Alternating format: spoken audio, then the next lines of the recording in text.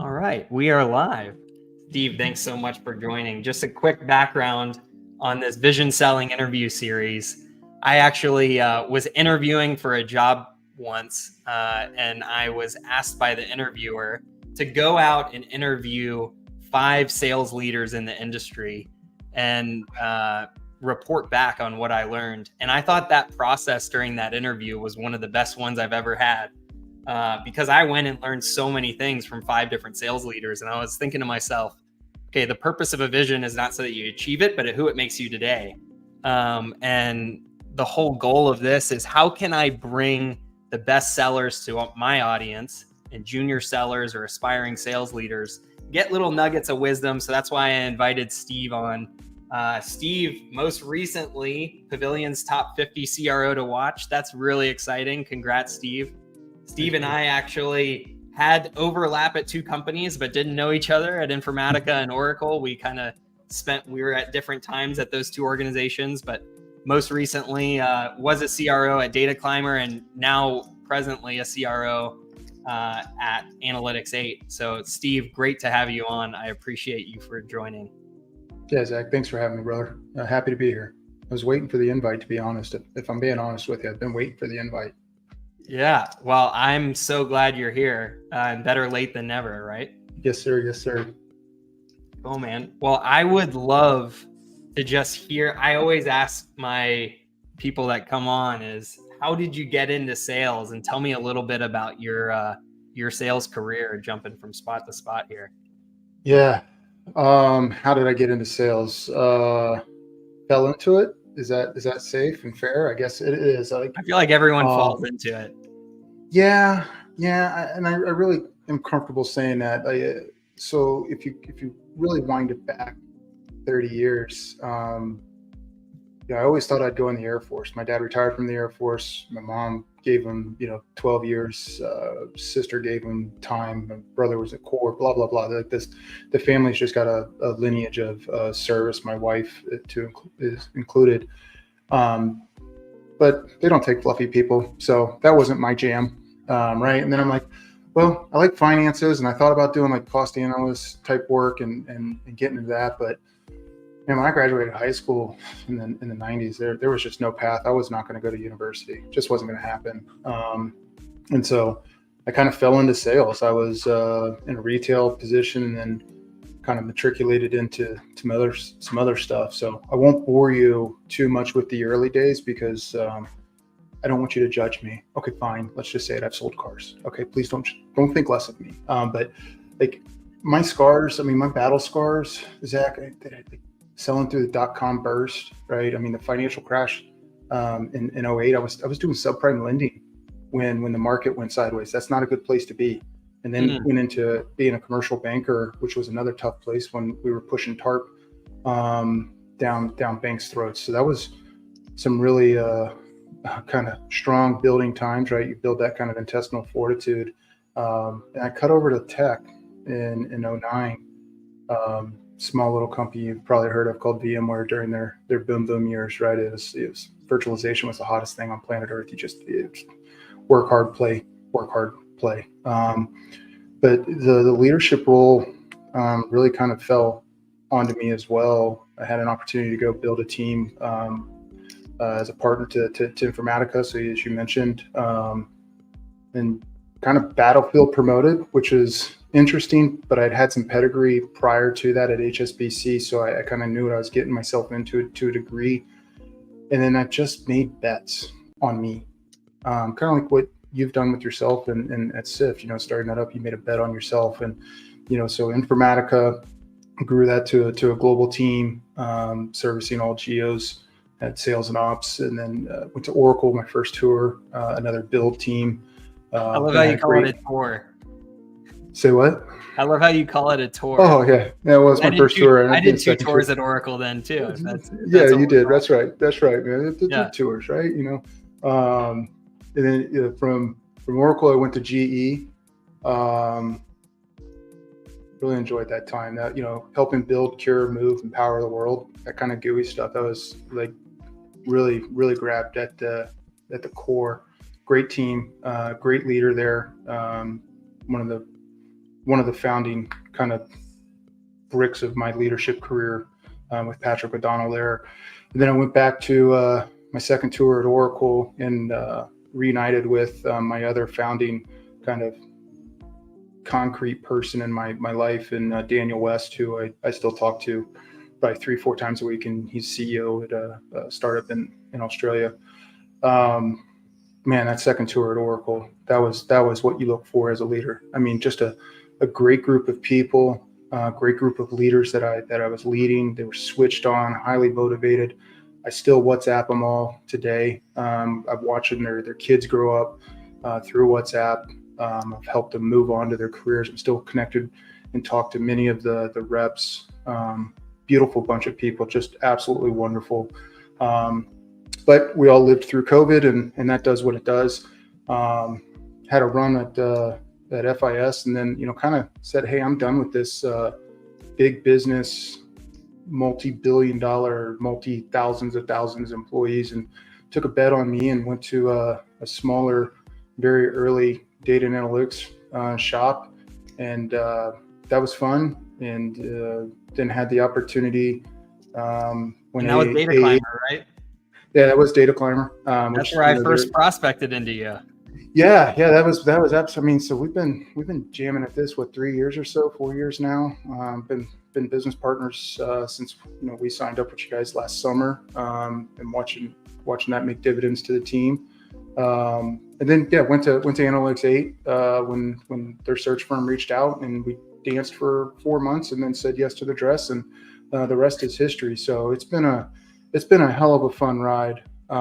Like I said, though, I bet on me every time, and that's not for the faint of heart. And not all of them played out the way you wanted them to, but it's been fun. I got no complaints.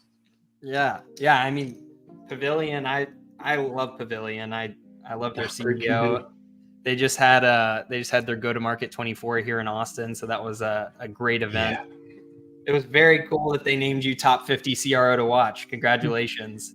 Thank you. I would love to dive in because this world is changing so fast in B2B sales, right? So how does your job look differently today than it did even as recent as 2 years ago? What's the day-to-day look like, and how is it different from then? Yeah. Gosh. The first thing that just comes to mind is really just, you got to go do more with less, right? The boom years are gone. Growth at all costs, that's just gone, right? Unit economics rule. So I think that's the one thing that really, shoots to the top of the mind. The other one that is I think critical, and it doesn't matter if you're a CRO, if you're week one as being an SDR, is cutting through the noise. In the amount of noise, right? It's like helping your leaders be better leaders, helping your reps be better reps, and making sure that if they're putting something out into the ecosystem, whether it's an email, something through social, a phone call, hell, I don't care if it's snail mail, smoke signals, or carrier pigeons, right? That whatever they're doing is done with purpose and intent and value, right? Like if you're not coming with a curious point of view, like I think we can solve this because we've solved this for somebody else and this was a real pain, you're just noise. And if you're not prospecting or making connections, at least in a profiled way, I would argue right now more than ever we need to be really doing it in a very personalized way. You're dead in the water. I mean, the amount of trash I see that comes into my inbox, that I see on LinkedIn, it's like, are you even trying? And so I think that's the biggest thing. 2 years removed from 22, when money's not as cheap as it was, when growth at all cost is gone, when we're all tired from automation to automate everything, when we're all trying to figure out how AI is going to help us be the best versions of ourselves. You got to go uber tailored. You got to get very personalized. You got to be purposeful and done with intent. If not, bye. Yeah. I mean, you got a data services consultancy. So like you've got inbounds, you got partnerships, you got your own outbound. You mentioned you got to get through and you got to cut through the noise, I think is what you just said. Mhm. Like, what do you say to your reps on like, how are they going to do all that? Well, it that's goes a back lot to on the more. plate, right? Yeah, it's a ton, right? It's more with less, right? So leverage technology where you can, but don't rely 100% on it, right? I mean, it's like the whole SEP space, right? We loved that when it launched in, what was it, 16, 17, 18, when we started to automate things for sales reps. It was no longer the marketing automation platform that was automated. We now started to put tooling in for reps to automate. But then we went from automating the mundane and driving effectiveness and efficiency to automate everything. And we started to lose our skill, right? It just started to go away. And then we fell into this whole product-led growth and growth at all costs. And so we started to lose our skill, right? We started to see sellers who just spray everything. You could scrape anything. Sellers that would just wait till they were far enough in through the try, like, and buy kind of motion. I mean, hell, you could buy a Tesla on a phone, right? That was like the beacon that once we got to that point, is like, oh shit, you can do this with anything, right? But our muscles atrophy, right? Our sales muscles have shrunk. We're not as strong at the attracting people to have conversations because we don't bring meaningful ones forward. I mean, have you ever sold a 13% first mortgage? I have. That's not easy, by the way. It was still a good deal for them. It saved them a lot of money and it got their bad debt taken care of and it put them on a better path. I know that's hard to believe, but it's factual. You don't do that if you don't have value. And so everything for me comes back to having value. Yeah. So getting back to the fundamentals, kind of figuring out, okay, how can we actually solve a problem for these folks and creating a perspective, right? That's kind of if I can sum it up on what you said, that's a great way to approach it. Yeah, I think so. Yeah. Well, you mentioned AI to kind of get us back to the fundamentals and used in the right way. How do you see AI in your org? How do you think it should be used? That sort of thing. Yeah, I think there's real use cases internal to any firm. Like, so the one that always kind of comes to mind, if we don't look at sales just for a hot second, is crawling through all the HR documents, right? Your handbook, you got a question, getting through your benefits and all that stuff. I think there's a real use case there. And that could service any firm. But like when I think about my org, it's why you and I got together, right? With SIF, right? With the value matching and really bringing and bubbling up the content that would matter, that would make, hey, this is a target that makes a lot of sense, and here's the reasons why, and here's why there's a match between them and you all. That's efficiency, right? We still have some work to do, right? When it's served up, but it allows us to go do more instead of just closing our eyes and praying that the list we built through whatever data platform you're using or LinkedIn is the best list. So that's an example of where I think AI can help. There's a firm that I've been talking with, one of their co-founders, and the AI technology is helping you coach more effectively, especially in recorded calls. So like a Zoom call, right? There's actually a readout and it says, hey, here's some elements, boom, boom, boom.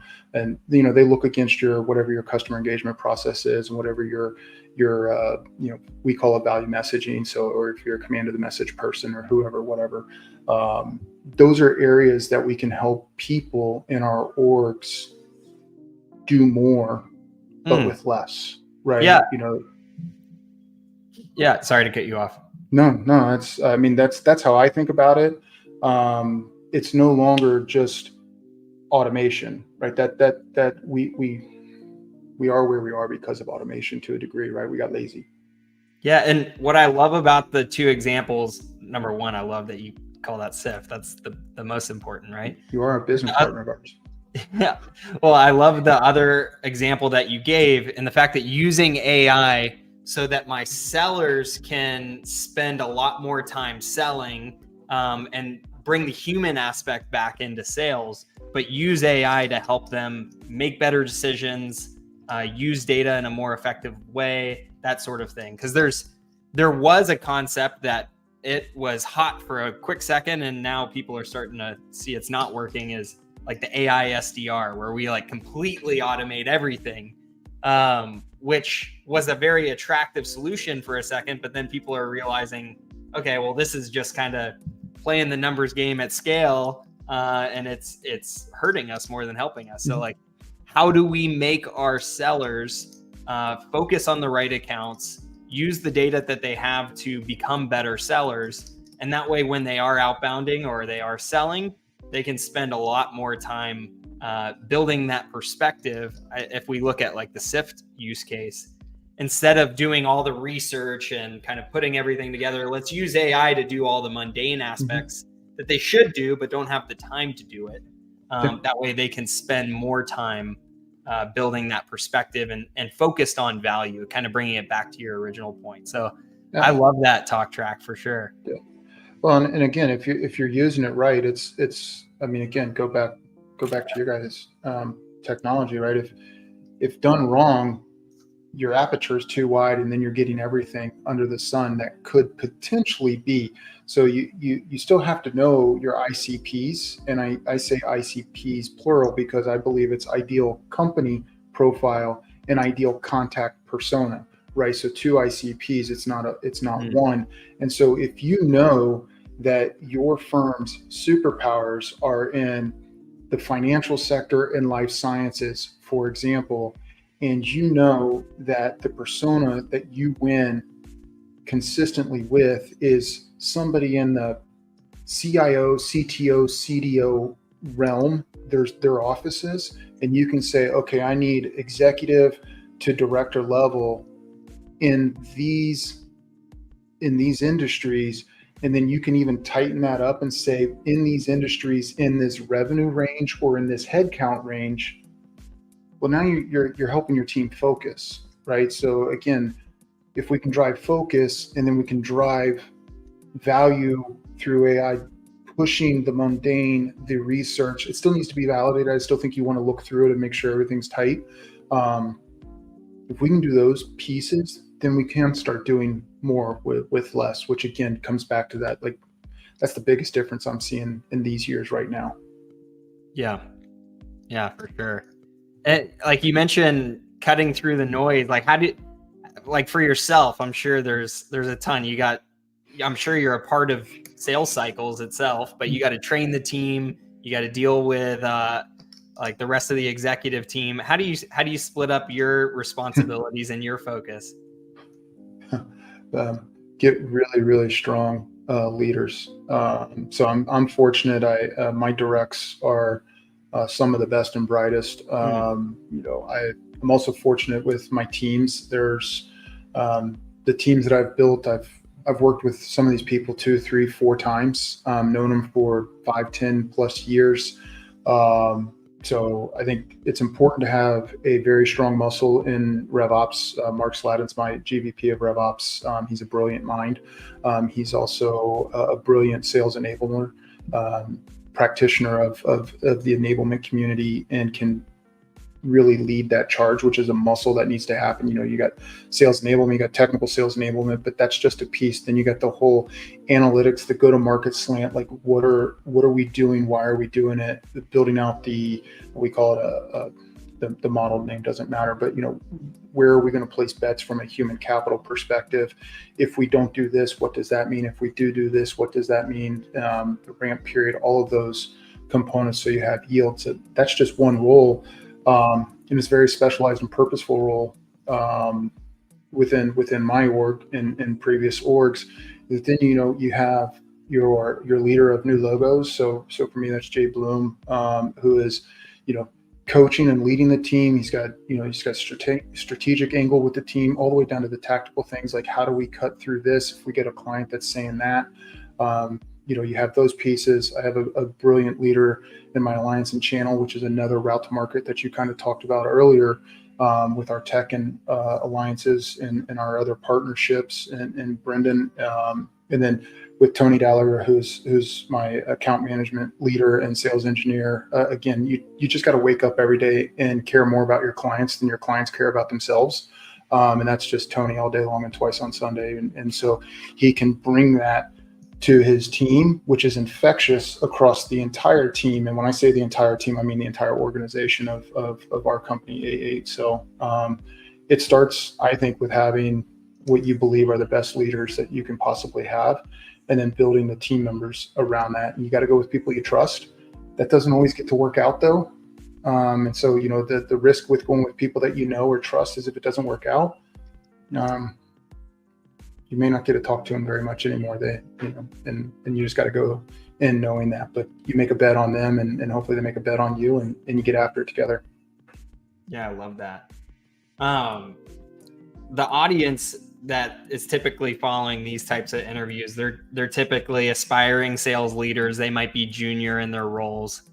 What's a little bit of advice that you might give to someone? Let's say they've got 2 to 5 years of sales experience. They bloodied their nose a little bit. They carried a bag, but they're still looking to grow their career. What type of advice would you give them?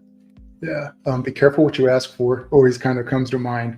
But the transition from seller to leader. I mean, it's so well documented, the battlefield promotions, right? If like, oh, you killed your quota time and time again, you'll be a great leader. Let's just throw you into a role. And then they fall miserably on their face because the organization doesn't have the leadership enablement to help them matriculate into that role, especially if they're in a role that could be leading their former peers. That's very, very tough.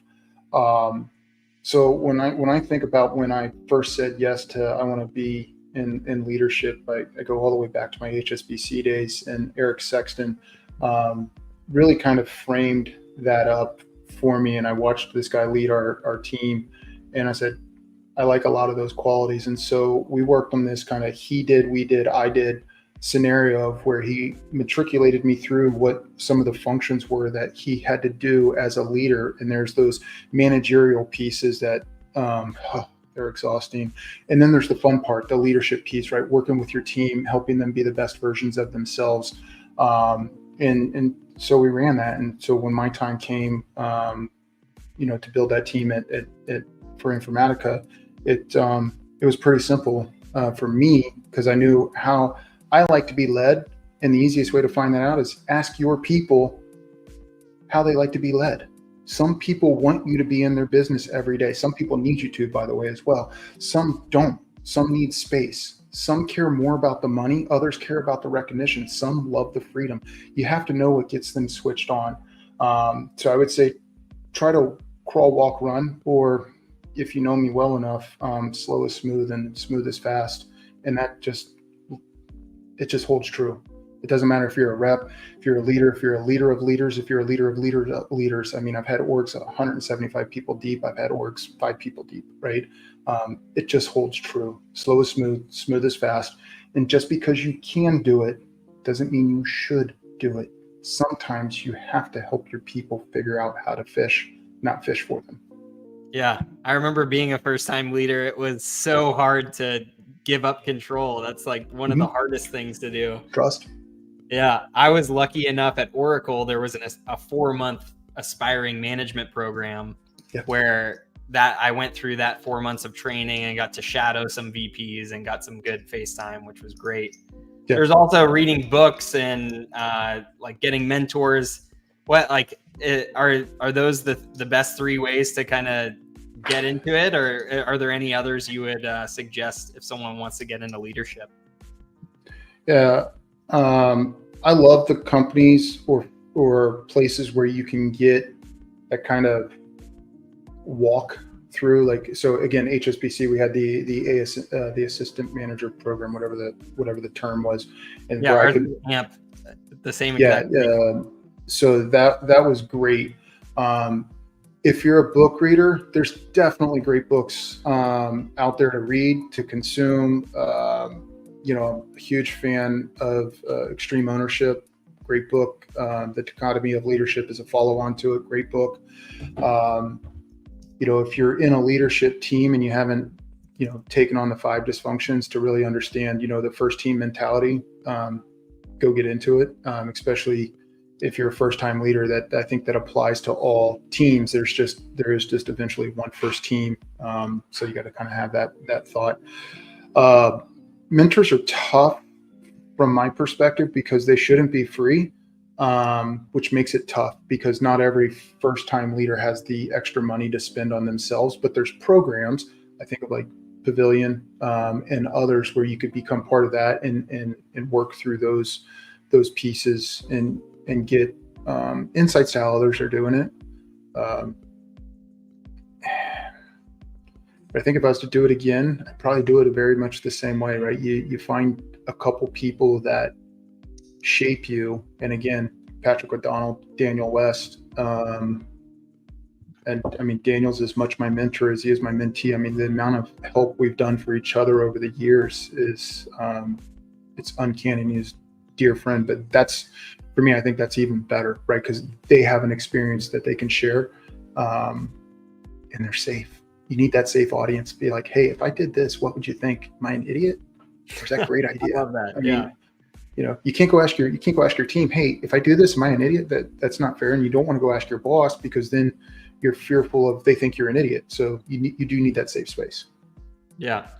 And my last point here before we depart, I always see when you post on LinkedIn or you chat with the team, like you end things with the hashtag LFG. I think we all know what that stands for, but large financial gains. That's exactly what it stands for. Yeah, large financial gains. What do you think it means, Zach? Yeah. Maybe something a little bit different, but I'm curious. Is this like a Tom Brady thing, or where'd you pick this up? Or are you just embodying this as the culture with your team? Yeah, I don't know where or when. It was probably 2 or 2 Oracle. When we launched that team, we called them FAST, the Funnel Acceleration Sales Team. God, they were a great group of people. And we had a lot of fun, and LFG probably started there. That and maybe a hashtag boom. But yeah, so what does it mean? I'll stand by my words, large financial gains. Sure. I'll let you play with it. I totally believe you. Is there anything else you want to chat about before we go? No, man, this was fun. I hope whoever watches it, sees it, catches something that they can learn from my crazy wild ride. Sales has been good. 30 years. This has been very, very interesting journey. I don't think I'd change anything to date on it. So if you're getting into it, buckle up. It'll take you places you never thought of. And if you've been in it for a long time, share the wisdom. Yeah. And you can find Steve on LinkedIn. Anywhere else? I know analytics8.com is an easy one to remember. Yeah, you can catch me that way. My phone number is easy to find, email's easy to find, but yeah, I don't do much else. If Twitter's not my thing, or X, or whatever we call it these days now. And I feel like you still got to use Twitter. Like if not, it's X, formerly known as Twitter. So whatever the appropriate thing is to say now. It's such a mouthful. I just say Twitter. I think everybody still does. But no, if you ever want to reach out, just hit me on LinkedIn. It's up all day, every day. I'm pretty responsive. Just make it a good hit. No trash. No trash. Yeah. Well, Steve, I really appreciate you coming on. You're a joy to work with, not just as a vendor, but like you've got a positive spirit, and I know your team appreciates that as well. So thanks for coming on, and tune in next time, everybody. Thanks. Cheers. And stream.